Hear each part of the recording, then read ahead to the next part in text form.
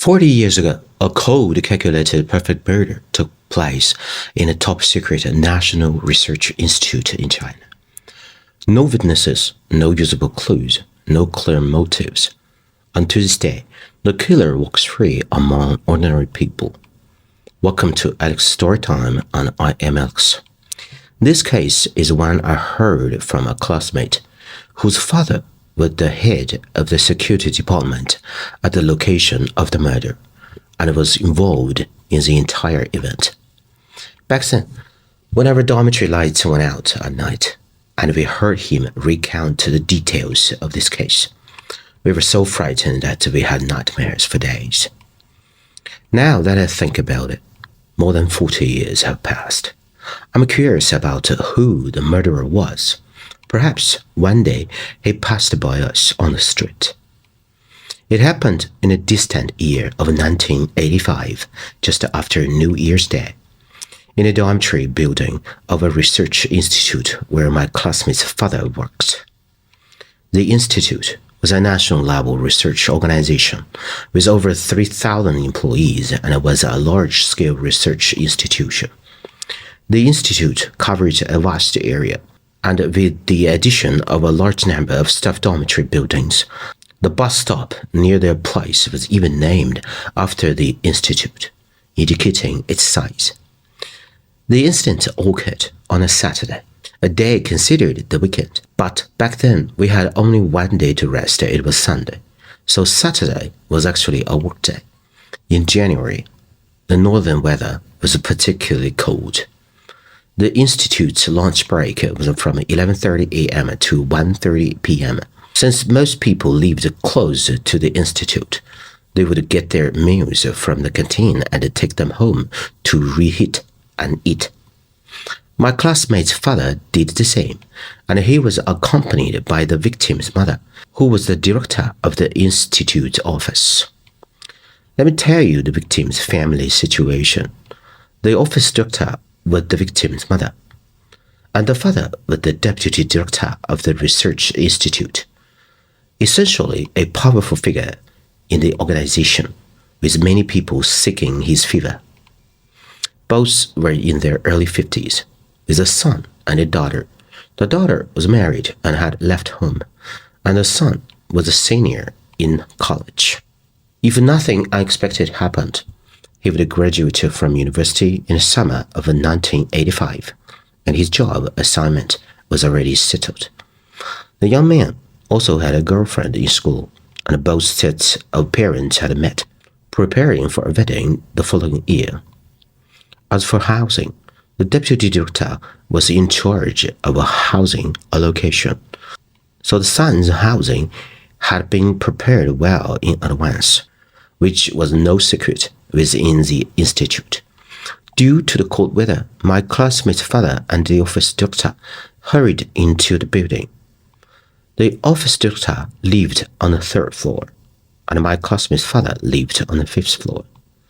They parted ways on the 3rd floor, and as my classmate's father continued up the stairs, he heard the director anxiously say, "Why can't I open this door?" While speaking, she knocked on the door and called out her son's name. Hey, are you there? Open the door." The director, a woman from the south, was thin and short, and struggled to open the door despite her efforts. My classmate's father immediately put down his lunchbox and went to help. With more strength as a man, he managed to push the door open a crack, and a pungent smell wafted out. He pushed harder to open the door wider. My classmate's father saw a pool of bright red on the floor. Having worked in security for years, he became alert immediately. The director squeezed through the door gap and screamed, collapsing into a pool of blood. With people at home in the building at noon, the commotion was heard by at least those on the same floor, and the residents of the building were mostly leaders or senior researchers from the institute. In 1985, when telephones were still a sign of social status, Every household in this building had a phone. My classmate's father did not dare to enter and asked the family across the hall to call the police. It's unknown how much time passed before the police cars finally arrived. Apart from the director who had entered, no one else had gone in, leaving only the scene to be investigated and the situation to be understood. My classmate's father, at the head of security, was familiar with the personnel at the institute and led several police officers to visit each household. The next afternoon, the police held a case briefing in the institute's conference room. The police took this case very seriously. On one hand, the Spring Festival was approaching, and a major murder was not conducive to social stability. On the other hand, the institute was national level, and the director's rank was the same as the mayor's, both at the deputy ministerial level. The police set up a special case team, and my classmate's father was considered a member of this team. At the meeting, the case was characterized as intentional homicide. Based on a scene investigation, the deputy director's home was a 3-bedroom apartment, and the perpetrator's activities were limited to the living room and bathroom. The 3 bedrooms were untouched, and no money or valuables were missing from the house. Not even the 300 yuan in cash visibly placed on the table in the bedroom. Thus, the intruder's purpose was clear: to kill, commit murder. However, the police did not find any valuable clues at the scene, such as footprints or fingerprints. The door or door handle where fingerprints should have been were carefully wiped clean. The only clue at the scene was 2 boxes of pastries and a fruit basket with apples.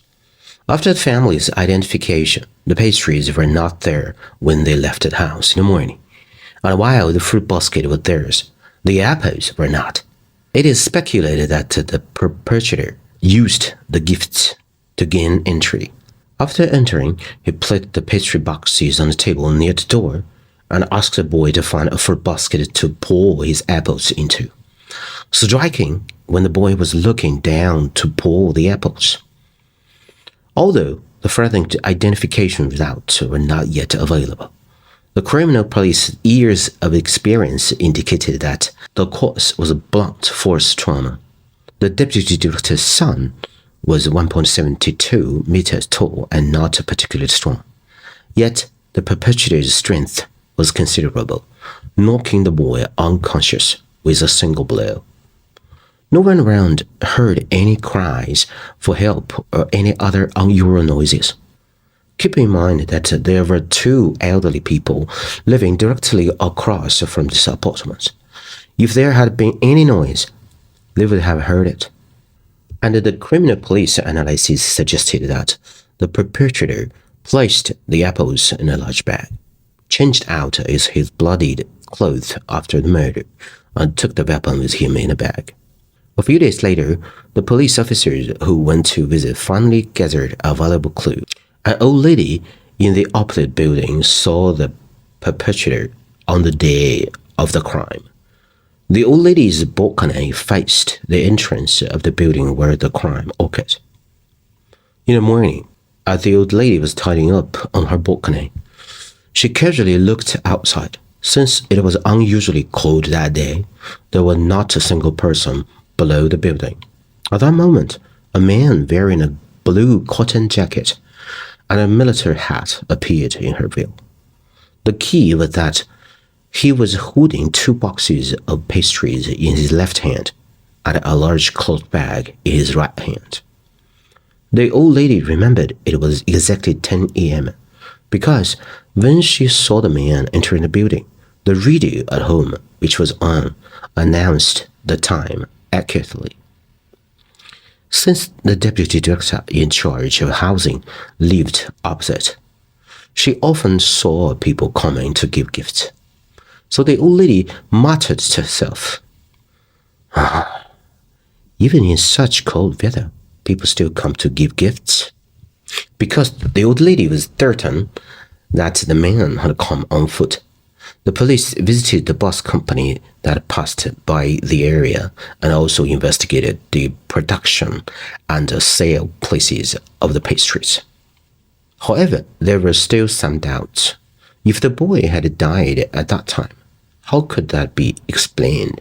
His final posture was with his head against the door, which would have prevented the perpetrator from leaving as well. Therefore, there was also an opinion that the boy had not died at that time.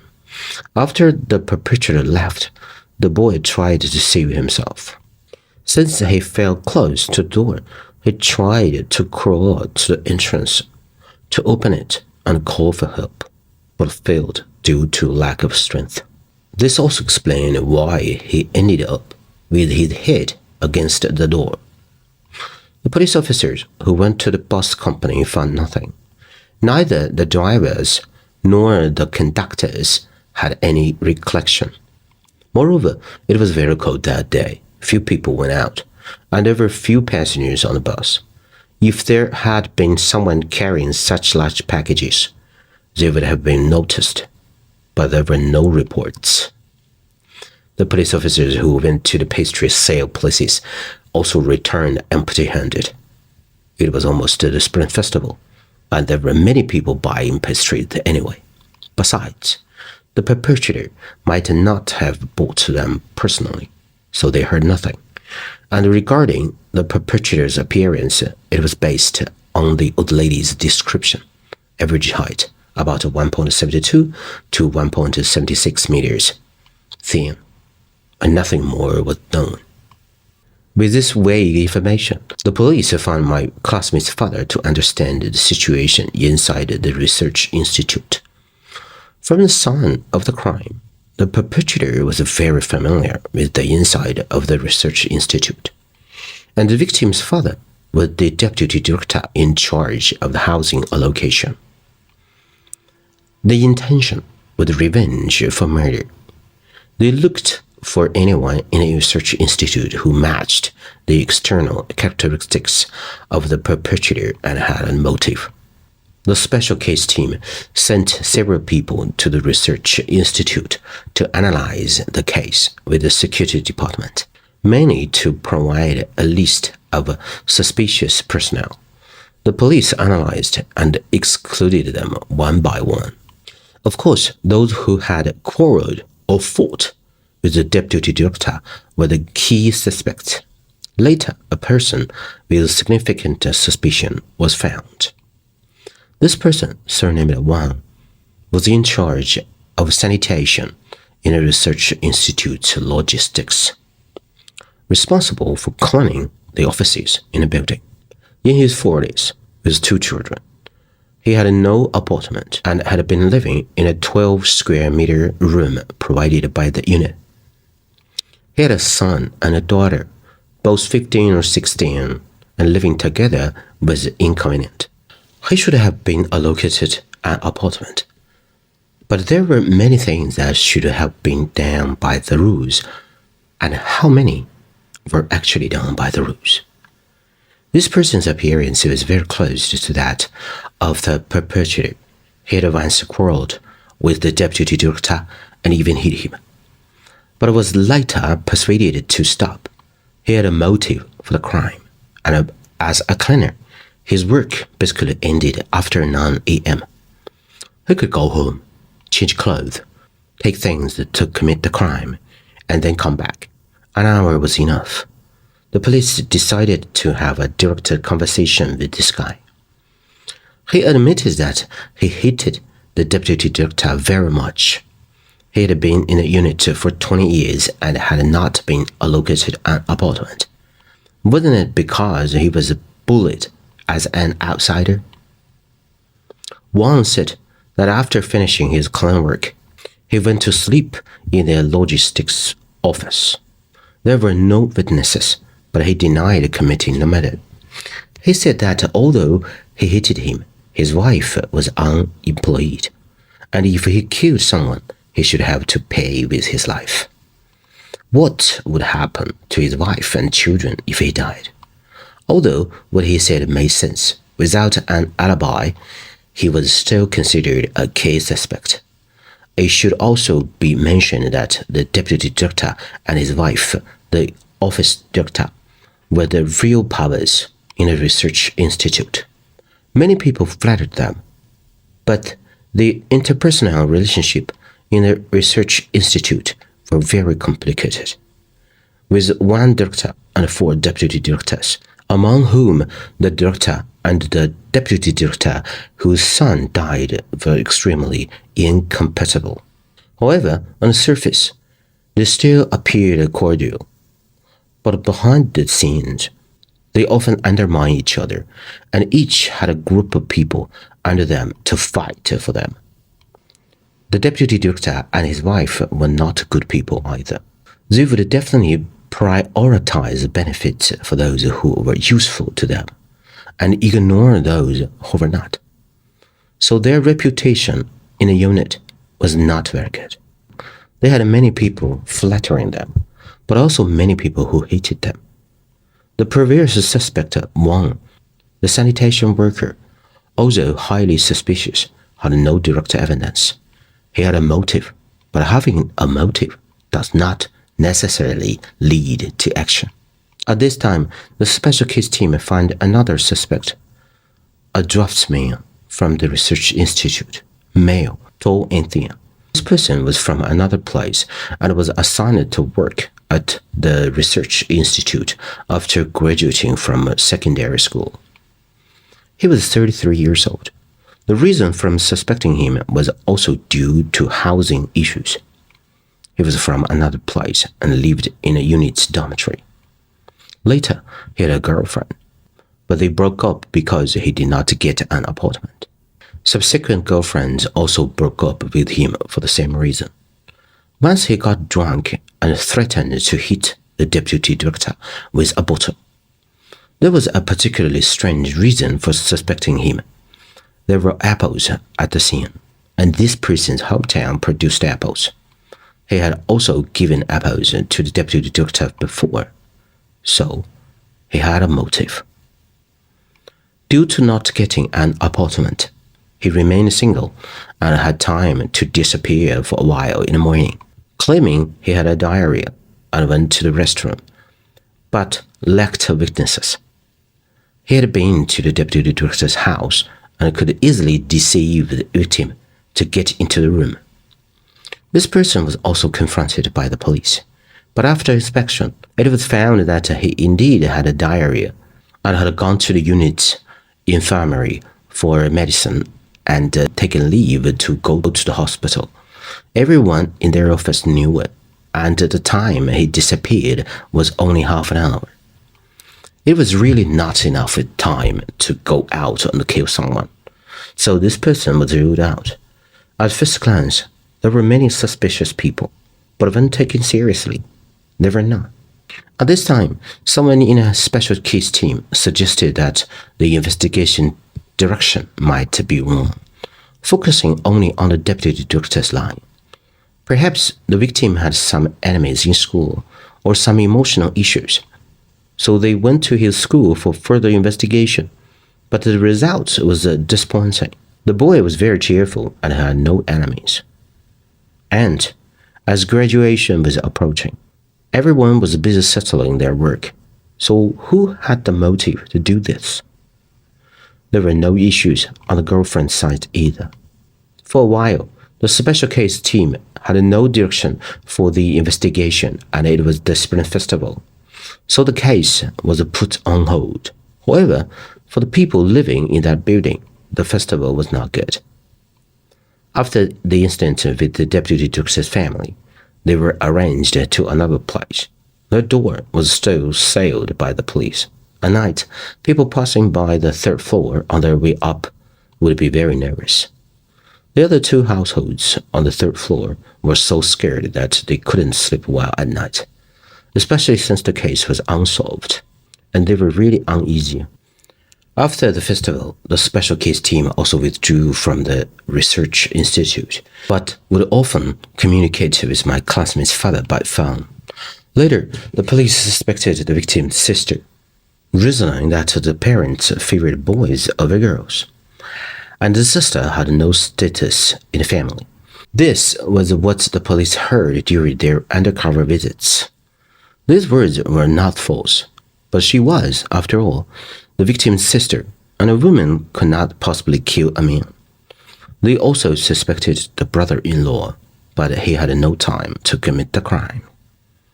The case was just left hung, and the deputy director and his wife were hit so hard by this blow that they seemed like completely different people.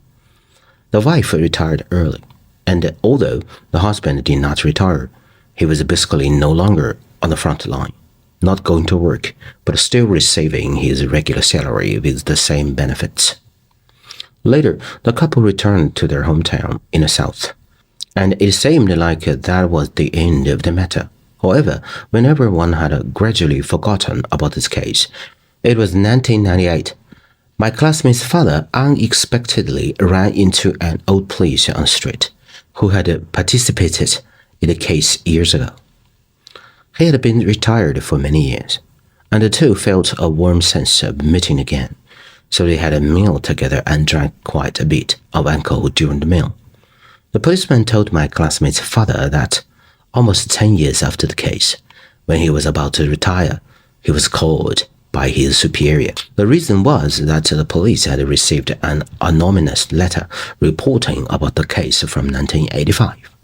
The letter claimed that the real culprit behind the case was the director of the research institute at the time, and the murderer was a hired hitman.